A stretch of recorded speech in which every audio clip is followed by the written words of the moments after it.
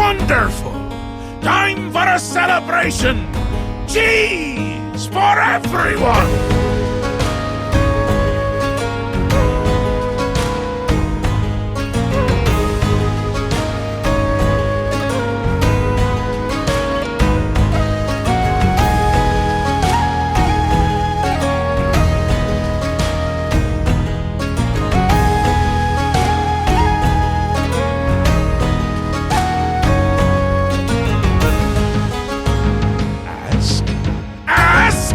I don't ask! I tell! This is my realm, remember? My creation, my place, my rules!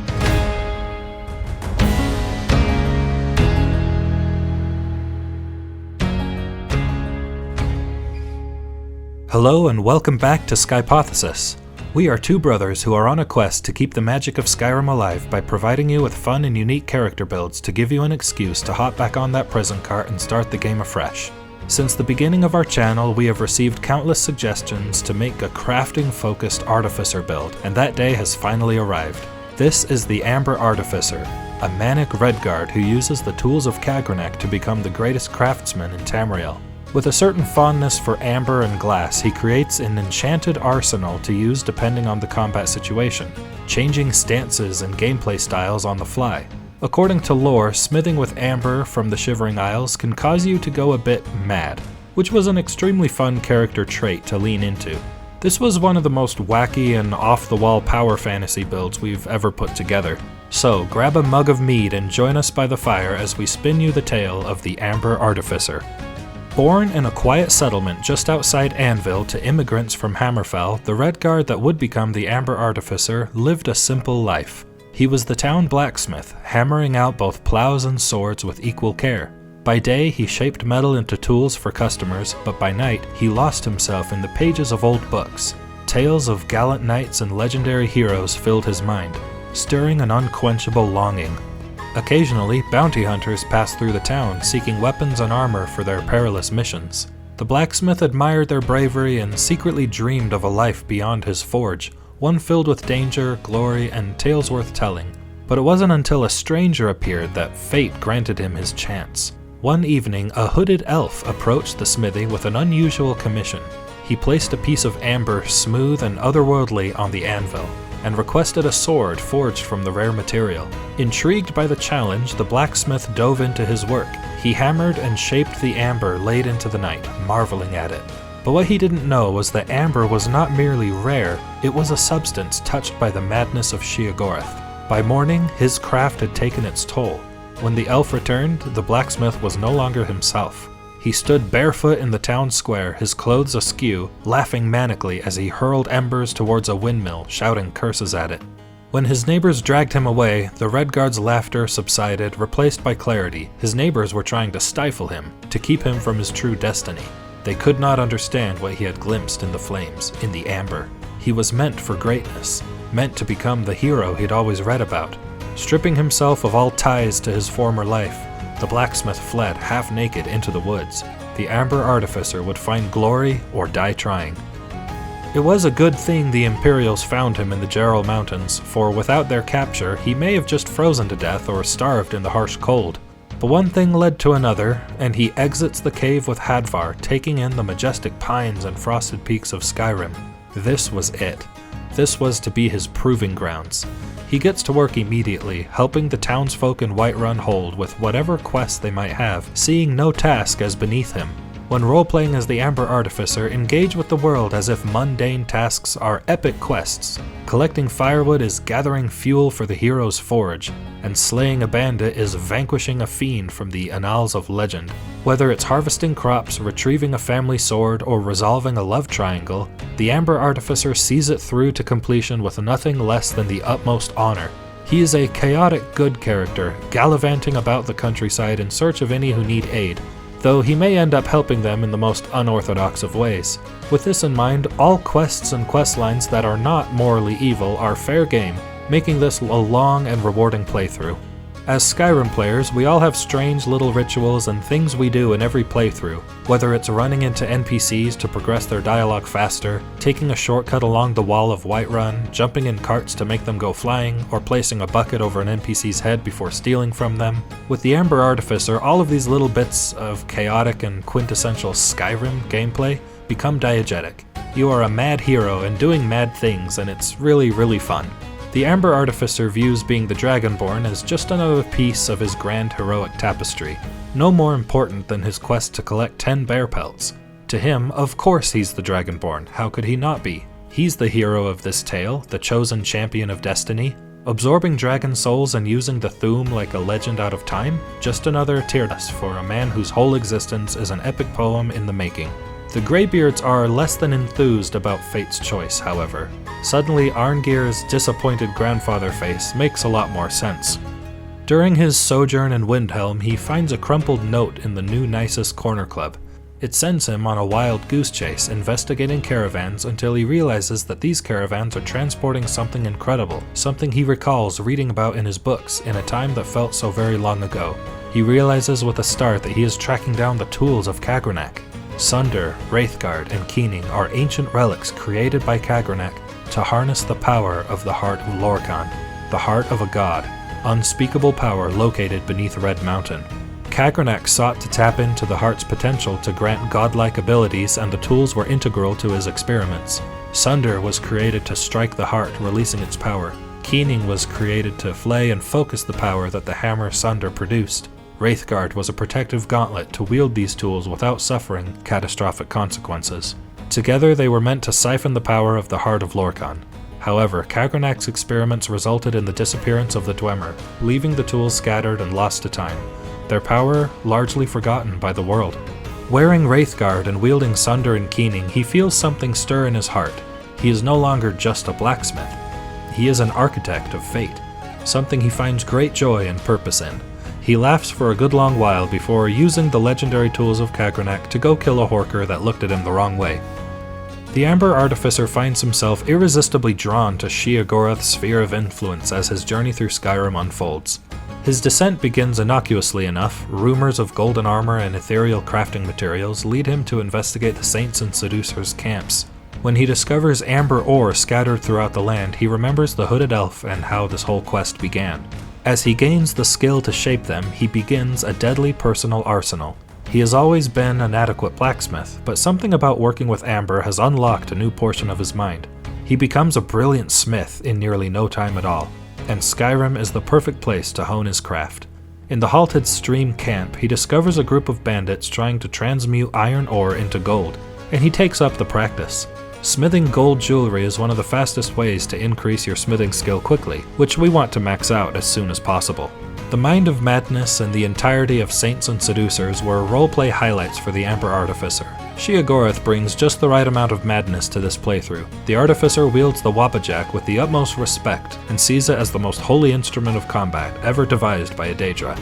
He joins the College of Winterhold to study enchanting under the tutelage of Sergius Turianus to further enhance his creations. He takes to the practice like a duck to water, and soon his growing arsenal of weapons becomes the target of thieves, vagabonds, and vampires. Those who ambush him on the road are after his flawless weapons. In order to carry them all, he seeks out a pack animal. Hilda the goat is a loyal pack animal you buy from Halvar in Rorikstead for 200 gold.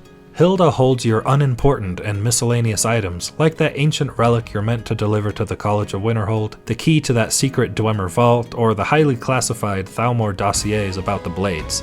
Hilda can handle that sort of mundane stuff that's clearly not a priority on the hero's path to power. That leaves your own pockets room for more cheese wheels and 5 different glass battle axes. One of the Amber Artificer's crowning achievements is his triumph in the Ethereum Forge over the towering Forge Master. A mechanical monstrosity that guards the forge, a clash of steam and amber. It feels like an epic duel straight out of the tales he once idolized, and his laughter echoes through the chamber. We forged the ethereal shield for him, as it looks like the grandest display of his smithing skills. He discovers the location of the ruins of Nachuanthums in a journal in the Frozen Hearth Inn, and immediately gets to work restoring this grand Dwemer palace. Normally, we steer clear of this player home as it's just so massive and over the top. But it's a perfect forge for the Artificer to work in and display his creations, and the short quest to renovate it is quite enjoyable. We imagine the Artificer's laughing ringing through the halls as he crafts his masterpieces. Now let's discuss general gameplay and creating the character. When we sat down to think about what would make a crafting-focused character fun, it all came down to his arsenal. What's the point of focusing on crafting if you're not going to carry a bunch of over-the-top self-crafted and self-enchanted weapons? We are perking both one-handed and two-handed to swap between offensive playstyles to get the most use out of his vast arsenal, and if his armor colors are any hint, he has a particular fondness for glass and amber. Shout out to Hilda the Pack Goat for her extra 140 carry weight to make all this possible. Agile Stance is activated when the Artificer is dual-wielding, and his primary weapons for the roleplay are of course Sunder and Keening. Wraithguard is enchanted with resist shock, fire, frost, magic, disease, and poison by 10%. Wraithguard also increases health and stamina by 20 and magicka by 50 if Keening is equipped, and increases one-handed damage by 15% and stamina regeneration by 50% if Sunder is equipped as well. This combination is his bread and butter, but as previously stated, this wouldn't be a crafting build if we didn't have an over-the-top enchanted arsenal. In fantasy, we love when weapons are given epic names for great deeds they've done in battle. The Amber Artificer grins to himself as he crafts his arsenal, naming them like the legendary weapons he read about in his books for so many years. The Leaves Who Scatter Crimson Winds are a pair of twin glass war axes, each enchanted with Absorb Health and Absorb Stamina. In Agile Stance, and wielding these leaf-like blades allows for near infinite power attacks and health regen as the Artificer dances gracefully through the battlefield with the winds. We primarily use these leaf blades against single strong foes and roleplayed the Artificer dancing around them in the wind. In Agile Stance, he also wields Fang of Sylvan Watchers, a glass dagger of Absorb Stamina and Turn Undead, and the Scepter of Secunda, an amber mace enchanted with Banish Daedra and fire damage. These combine to form a potent combination for facing vampires and Daedra, artifacts of banishment who send dark forces reeling back to whence they came. Tower Stance is activated when the Artificer is wielding a two-handed weapon and takes advantage of the extra reach and the sweep perk. Talon of Volthuriol is an amber warhammer enchanted with paralysis and fiery soul trap, used for collecting souls and paralyzing large groups of enemies with the perk sweep. This talon contains the paralyzing poison of Volthuriol, the dragon scourge of Blackreach, whose orange coloring matches the amber and who we slayed before crafting this mighty weapon. The standing power attack animation just looks brutal on paralyzed targets, especially when imagining it was formed not only from amber, but from a talon of a fearsome underground drake.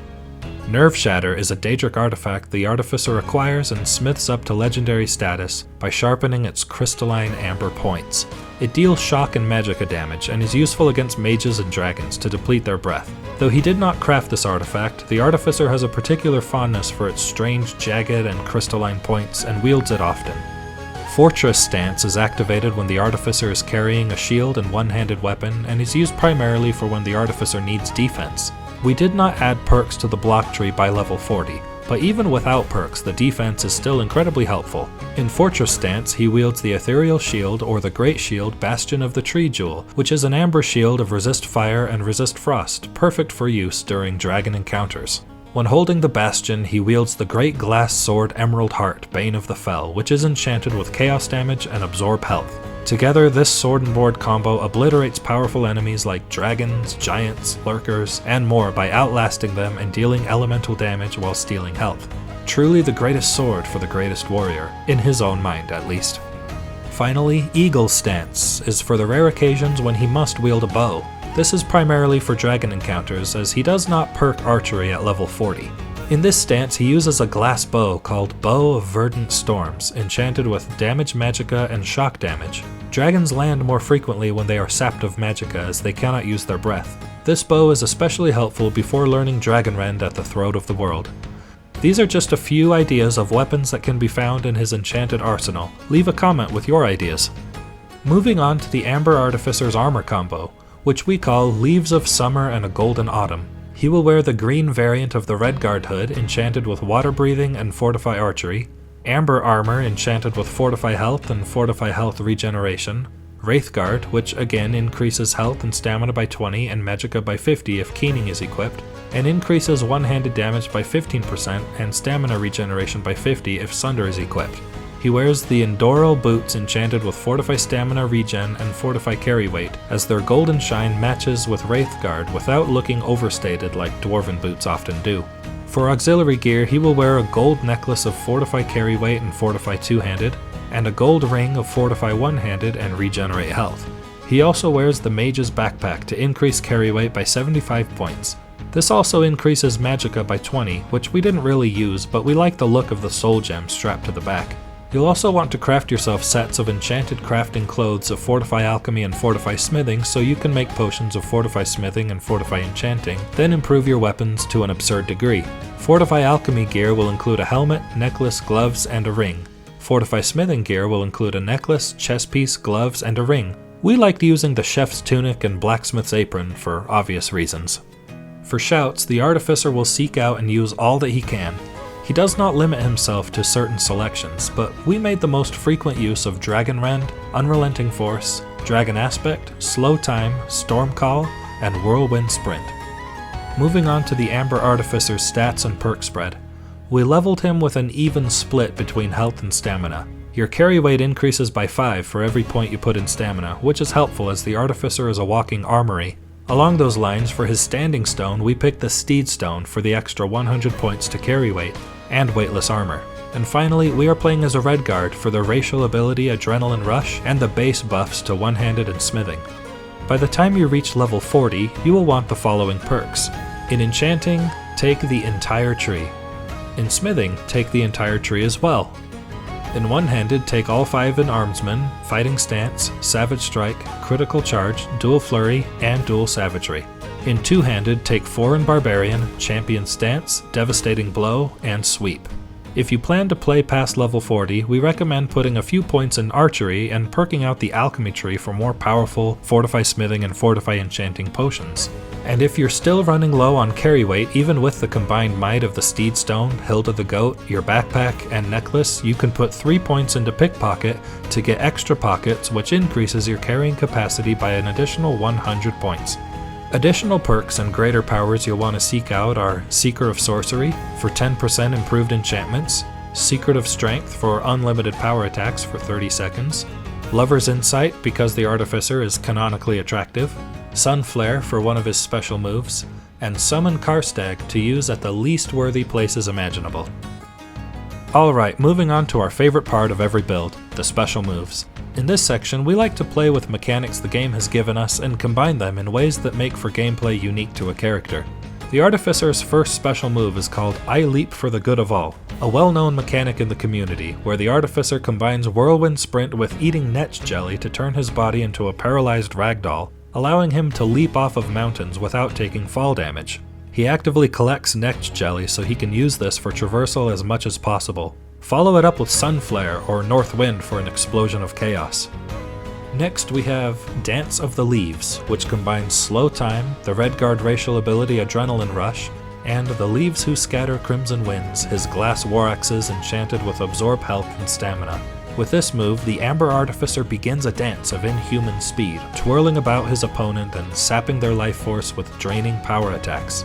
He becomes basically immortal during this move. Next we have the Sun's Holy Harvest, which combines the Talon of Volthuriol, his Amber Warhammer enchanted with Paralyze and Fiery Soul Trap, Sweep, and Sunflare. Knock all enemies to the ground in one hit, then erupt in an explosion of flames to devour all their souls together. This move may just be the coolest thing to pull off in the game. Next we have We Are All Blind Ghosts, which combines the Ethereal Shield Bash with Become Ethereal and the Boots of Blinding Speed. This is the Artificer's go-to move to nope out of a situation he doesn't want to be in. Everyone becomes ethereal and then poof, you're gone. If you can't see them, they can't see you. Finally, we have What Have I Become, which combines all 3 words of Dragon Aspect with the Wabbajack. When the Dragon Aspect power is upon him, and he is gallivanting about the battlefield turning enemies into piles of coins, chickens, rabbits, and Dremora, a piece of his mind becomes lucid, and he remembers that he had a family back in Anvil. What have I become, he whispers, before the madness takes over again, and he turns another bandit into a mudcrab. Well, another month of 2025 has come and gone. It was a super fun challenge to make a crafting focused build, and once we paired the idea with a soul touched by Sheogorath's influence, this character came together quickly. We hope you enjoy the wacky enchanting combinations and the tomfoolery and shenanigans the Amber Artificer gets himself into. It's a nice change of pace for sure. Check out the links in the description to visit our merch shop to cop some Skypo swag, and join our Discord server to ask questions, share your ideas, and join a community of like-minded roleplay fans. Shout out, like always, to Vincevet for his stirring composition Unraveling, which we used in this video. Head over to his channel and give him some love. And like always, be sure to like and subscribe to keep the magic of Skyrim alive. We'll see you next time, right here on Skypothesis.